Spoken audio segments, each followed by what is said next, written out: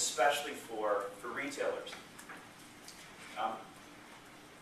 The technology of the internet is very young.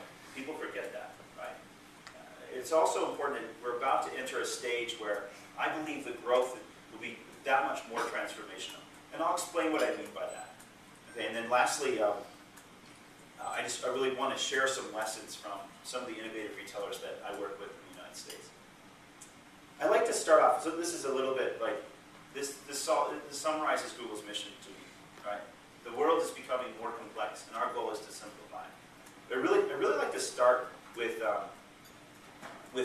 something about like knowing what game you're in. I'll come back to this in a second, but any poker players out there? Play poker? Okay, so you might have heard of the expression then. It says that in every poker game, there's a sucker, right? Do you know how the rest of it goes? And if you don't know who it is, it's you, right? And I say that for a reason, because the world in which we live in is changing very rapidly. And those who don't understand that really are the suckers, right? And those who do understand it can really exploit that and leave those who don't behind. So I like to start off as a little bit lighthearted, but it's actually true, okay? And really, if we go back to this for a second, I'm going to do a couple things today. Hopefully leave time for some Q&A. And I'm also going to be on a panel later, so if you have any questions, you can ask me then. First is just to level set and talk about how the world has changed. Nothing earth-shattering, but just to look back a little bit. And then really use that as a foundation to say, like, what's the road ahead? What does the future hold? And in light of that, what are Google's big bets? Where is Google placing big bets on the future? And then lastly, as I said, learn from some of the innovative retailers. No one's put it all together, not even close, but we can learn some lessons. And if you take one or two of those nuggets home, that would be a great thing, I believe. And as I said, we'll have some Q&A. So let's just talk about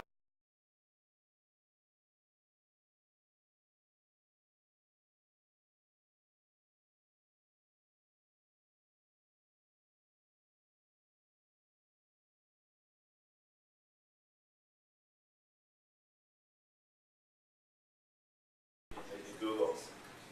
Because again, I think that will help you see where the future might be going. So to make a bet, you have to have a perspective. Okay, you can't just make a bet. It's not really making a bet if you don't really have a perspective of where something's going. So in the very fast-moving internet industry, Google's making big bets.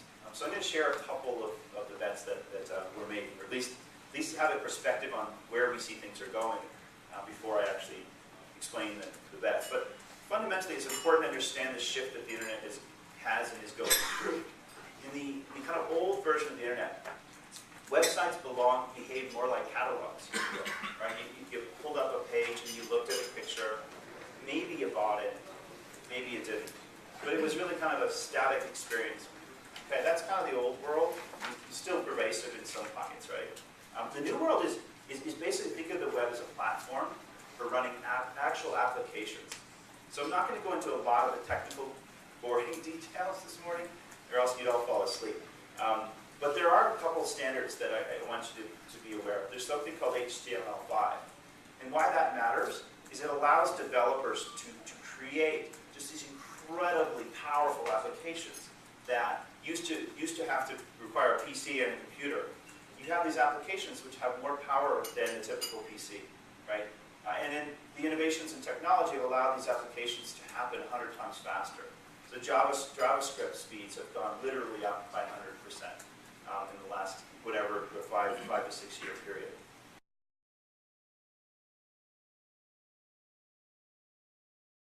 And this is personal, like the red shoes. This is where we're placing our bets. Okay, and I'm going to dive into some of them, each of them in some degree. And I'm going to start with mobile. And there's a joke actually at Google and in the Valley that it's been the year of mobile every year for the last 5 years. Right? So, there's been a lot of hype around mobile and mobile phones, but I actually think that some of the hype is starting to that the reality is starting to catch up to that hype. So the web is increasing.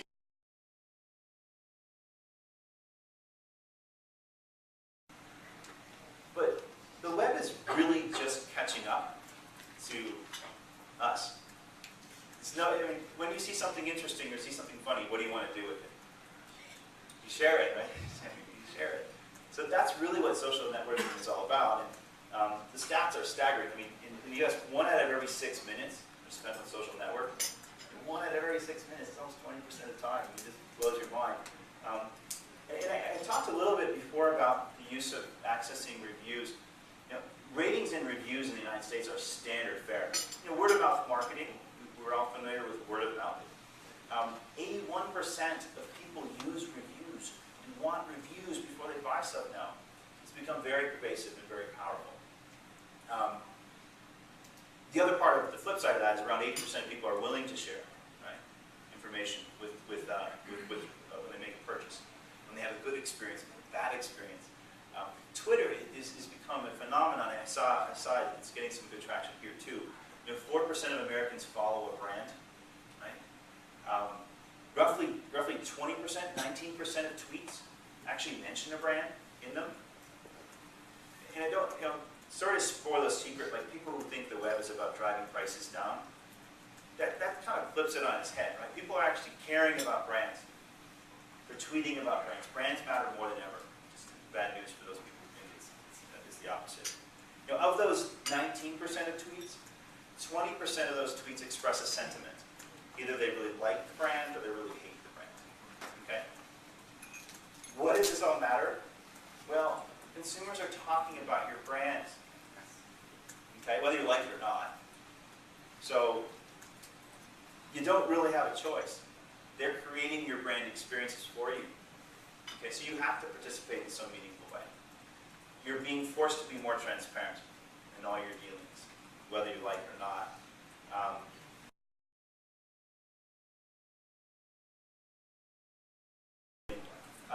But basically everybody, 97% of Americans, if they're looking for something locally, they actually use the web to find it. Okay? So the local web is alive and well. Some very interesting stats. So on Google desktop, so google.com, globally 1 in 5 queries, 20% of a really big number, have some local intent. So it could be looking for a restaurant in a certain area, or it could be, you know, I'm looking for the weather in a certain area. 1 in 5, so 20% have some local intent. So it blows my mind when you think about that. When you're on the mobile phone, it's even crazier, right? 1 in 3 mobile searches are made for some, you're out and about, right? You're looking for something. 1 in 3 have a local intent when you're on a mobile phone. To give you an example for an iPhone user, so an iPhone user will browse from a map 30% more than someone who's on a desktop would from a map, right? So again, you put these pieces together, mobile and local just transform everything in terms of how consumers use these devices. So there's some interesting stats. A new feature we launched a few months ago, it's called Near Me Now. Okay, so this is actually, that's not really how it looks, but that's how it looks on the screen. So you look at your phone and the GPS signal tells you where you are to within meters. You hit a button that says Near Me Now. Restaurants pop up, stores pop up. You can see it, right? There are bars, ATM, and banks. If you think of the Google Goggles example, what you were looking at was the query. With Near Me Now, where you are becomes the query. You don't have to do anything other than hit a button. And if you set your default zone, you have to do that. This starts to change things in very fun ways, right? Interesting, the product manager, I know the product manager for this product, they've done a lot of research on this. When someone hits that button, Near Me Now, 80% of the time they haven't made up their mind. They're actually looking for something shocking, right? Great opportunity to influence them, right? Yeah, they're in that last, in some cases, not even mile, they're in the last like half a mile from like your shop, your retail store. So again, this is important, okay? And so each of the 4 trends, mobile, local, social, and personal,